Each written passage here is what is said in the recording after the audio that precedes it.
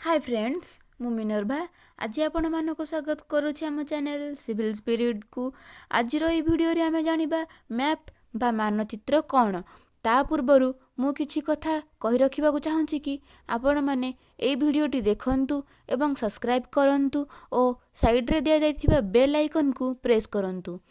एहा द्वारा कौन हेबो कि मु जो सब अपडेट्स देबी तार नोटिफिकेशन आपण पाखरे पहुँचीबो। सो चलंतु आरंभ करिबा मैप ओ मानचित्र कौन।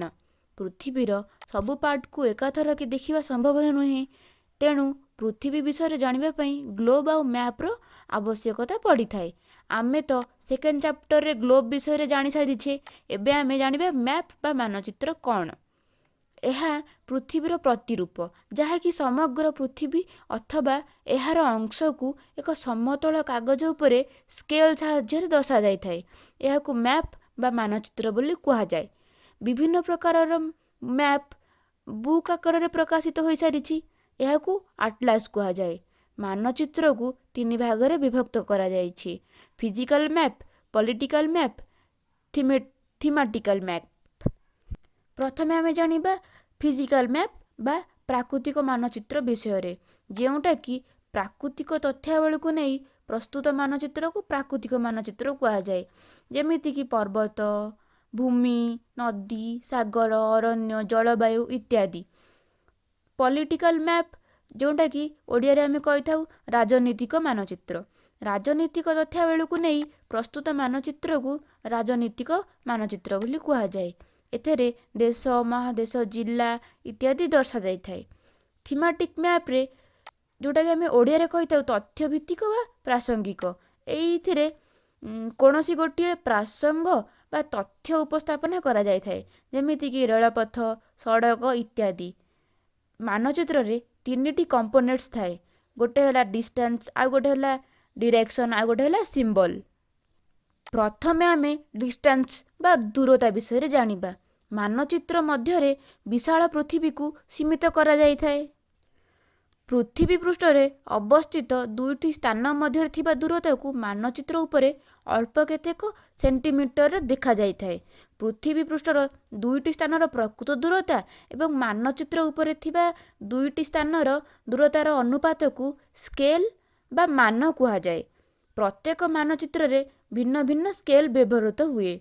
मान बा स्केल को दुई भाग रे विभक्त करा जाइछि। गोटे हला लार्ज स्केल मैप, जोटा को ओडिया रे कुहा जाए बृहत मान विशिष्ट मानचित्र, आउ गोटे हला स्मॉल स्केल मैप, जोटा कि ओडिया रे कुहा जाए थाए क्षुद्र मान विशिष्ट मानचित्र।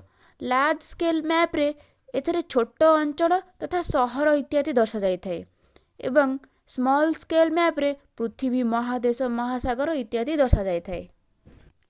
देन आमे जानिबा दिग बा डायरेक्शन विषय रे। केतेक मानचित्र रे आपण माने देखिथिबे साउथ पार्ट रे उपरी भाग रे एक एरो चिन्ह थाए। एहाकू कार्डिनल पॉइंट्स बा ओडिया रे दिग सूचक रेखा बोली कुहा जाए।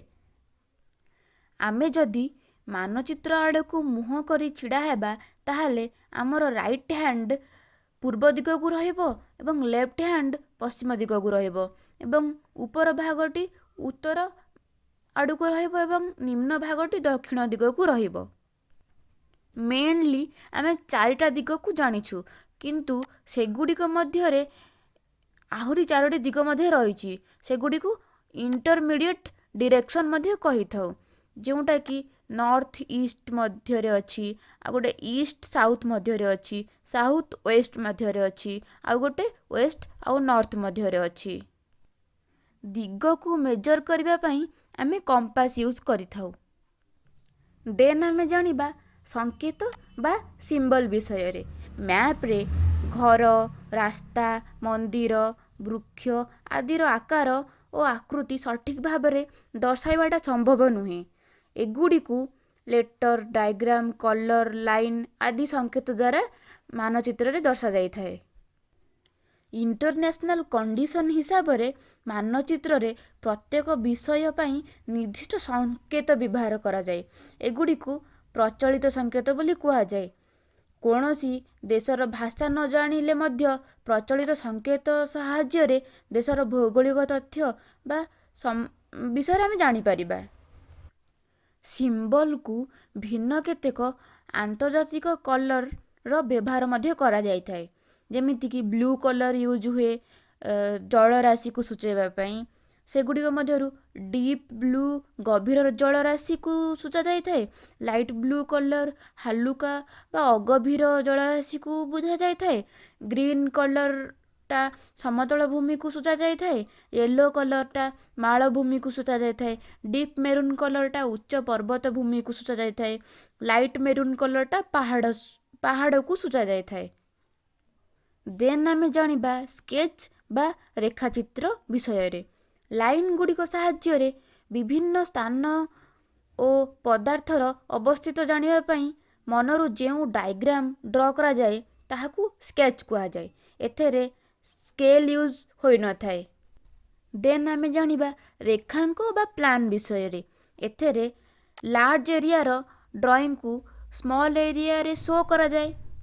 ଲାର୍ଜ ସ୍କେଲ୍ ମ୍ୟାପ୍ରେ ବହୁତ କିଛି ଇନଫର୍ମେସନ୍ ଦିଆଯାଇଥାଏ, ବଟ୍ ସ୍ମଲ୍ ସ୍କେଲ୍ରେ ଏପରି କିଛି ଶୋ ହୋଇନଥାଏ। ସୋ ଆମେ ରିଫର୍ କରୁ କି ନିଜେ ଡ୍ର କରିକି ସବୁ ବିଷୟରେ ଜାଣିବାକୁ। ଏହାକୁ ପ୍ଲାନ୍ କୁହାଯାଏ। Thank you for watching my video. Do like, subscribe and share my video.